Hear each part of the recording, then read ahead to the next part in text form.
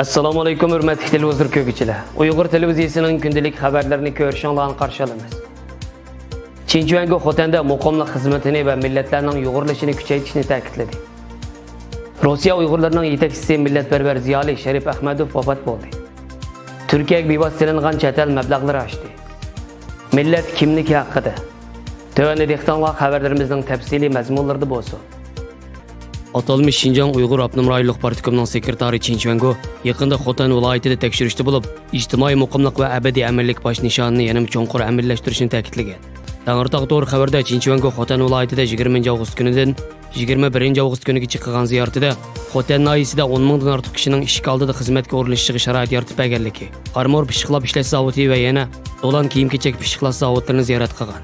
Chinchuanga ziyoratida asos qatlamdagi kadrlarni va yana Xotan shahri ilchisidagi Topçu masjidini ko'zdan kechirib, muqimlik xizmatlarida qo'lga keltirgan natijalarni muayyanlashtirish bilan birga, muqimlik xizmatini yanada kuchaytirib, berikma mushni yanada ching etish orqali Junxo Xalq Jumhuriyati qurilganligining 70 yilligini tabriklash kerakligini, millatlararo uyg'urlash masalasini alohida ta'kidlab, millatlar ittifoqlashib bir oila kishilardek bo'lishi va millatlar ittifoqligi birlashma do'stlik faoliyatini puxta qanot yaydirib, millatlarning o'zaro aloqalashishi, almashtirishi, uyg'urlashishini kuchaytirib, onlarning donasidek zich o'yish kerakligini, dinni sotsializm jamiyatiga uyg'unlashtirishga faol yetaklash kerakligini bildirgan.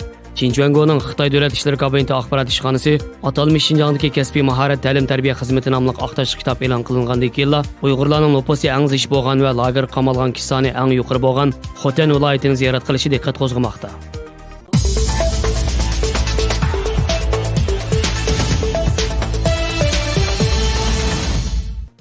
Rossiya Uyg'urlarining yetakchisi, Moskva Uyg'ur madaniyat birlashmasining raisi, Rossiya Uyg'urlarining madaniyat, siyosiy va ijtimoiy faoliyatlarining ko'p yillik aktiv tashkilotchisi Sharif Ahmadov 2019-yil 16-avgust kuni kechda Moskvada tuyuqsiz qo'zg'algan yurak tiqilmasi bilan qutqizish unum bermay 82 yoshida vafot bo'ldi. Bu odatda rasmiy turda Sharif Ahmadov deb atalsa-mu, lekin Uyg'urlar tarafidan Sharifjon Ahmadi yoki Sharif aka deb tanilgan edi. Sharifjon Ahmadi Sovet ittifoqi parchalangandan keyin 1992-yili Moskvada Uyg'ur jamiyati qurish uchun harakat qilib, bir qism olim va ziyolilarning qo'llashi bilan Uyg'ur jamiyati qurgan. Keyin bu jamiyat Rossiya xarakterlik jamiyatga aylanib, o'zi mazkur jamiyatning raisi bo'lgan. Moskvadagi Uyg'urlarni jam qilish, madaniyat faoliyatlarini uyushtirish va Xitoy elchixonasi oldida lagerlarni taqash hamda Xitoyning Uyg'urlarga qaratgan siyosatiga norozilik bildirish namoyishlarini tashkillash, yosh avlodlarni tarbiyalash ishlariga yetakchilik qiluvchilarning biri edi. Sharif afandi Rossiyadagi Uyg'urlar orasida Xitoyning Uyg'urlarni lagerlar qamash siyosatiga izchil qarshi turib, faoliyatlarni elib berib, Rossiya jamoatida Uyg'urlar haqidagi ma'lumotlarning ko'payishiga hissa qo'shgan ziyolilarning biri.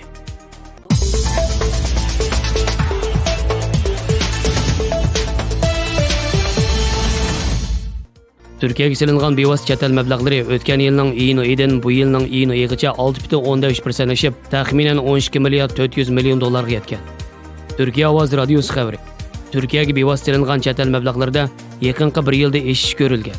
Bevosita mablag'lar o'tgan yilning iyun oyidan bu yilning iyun oyigacha 6,3% oshib, taxminan 11 milliard 646 million dollardan 12 milliard 385 million dollarga yetgan.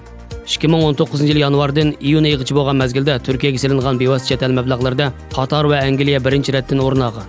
Silingan mablag'lar bu yilning dastlabki yarmida o'tgan yilning o'xshash mezgildagi solishtirganda taxminan 188 million dollar ishib, 3 milliard 1 million dollarga yetgan. Bu mablag'larning 19,4% Qatardan, 18,7% Angliyadan, 17,5% Ozarbayjondan kelgan. O'tgan yil solishtirganda bu yil oldingi qushratdan o'rin olgan davlatlarning jami mablag'lar ichidagi nisbati 34,3% dan 55,6% ko'rilgan.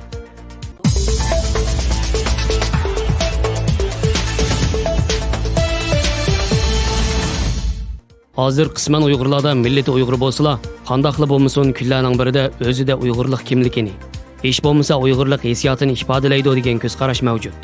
Millat huquqi bo'lsa bir tip insonlar o'rtaq ega bo'lgan odam fiziologiyasi tushunchasi va ijtimoiylik tushunchini o'z ichiga olgan bir murakkab huquqdir. Bu huquqdagi odam fiziologiyasi tushunchasi faqat muayyan bir millatga o'rtaq etnik aloyidlikni ifodalaydi. Chunki bir millat aholisining eng dastlabki o'rtaqlik mavjud bo'lib qolmasdan, asosiy urug'dosh qabilalar bo'lg'achqa, ularning DNA'sida yana irsiyat aloyidliklar mavjud. Shunlashqa bir millatga taalluq bo'lgan odamlar fiziologik jihatdan bo'libmi tashqi ko'rinish qiyofatida o'xshashlik alomatlarga ega. Onlar qanşarliq, saqal burutliq bo'lib, Xitoylar bilan nihoyat osonla farqlantirgili bo'ladi. Shundaqla to'liq isbotga ega. Shunlashqa Uyg'urlarni bir millat sifatida yo'qotishning unumlik әплік və оңышлық bo'ladigan chora-tadbirni ijod qilish uchun Xitoy doiralari Amerikaning Thermo Fisher shirkatidan 12 milliondan ortiq Amerika dollari xərcləb setib olgan odamlarning DNA avrishkisini oladigan eng ilg'or texnikalik tibbiy uskuna bilan umumyuzlik salomatlik tekshirishni bahona qilib, insonning kishilik huquqini dafsanda qilib, qonunsiz holda Uyg'urlarning DNA qatorliq biologiyalik uchurlarini yiqqan va yig'moqda. İnsanның ijtimoiyligi bo'lsa, muayyan bir odamning o'z mansub bo'lgan millatning o'rtaq ijtimoiyligini, ya'ni mazkur odam taalluq bo'lgan millat kimligi, o'rtaq til, o'rtaq zamin, o'rtaq iqtisodiy turmush va madaniyat ifodalanadigan o'rtaq psixologik xususiyatga ega kishilar to'piga o'xshash ijtimoiylik ega bo'lishini ko'rsatadi. Bir odam tug'ilganda ota-onasi sabab bo'lgan millat kishilarining fiziologik aloyidliklariga ega bo'lishi muqarrar. Lekin shu millatning kimligiga ega bo'lmaydi. Chunki uning millat kimligini uning ijtimoiy yashash muhiti belgilaydi.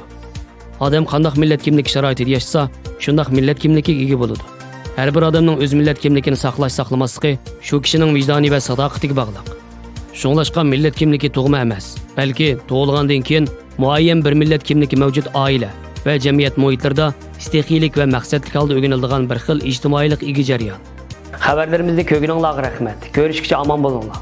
Xayr xo'sh, Allohga omonat.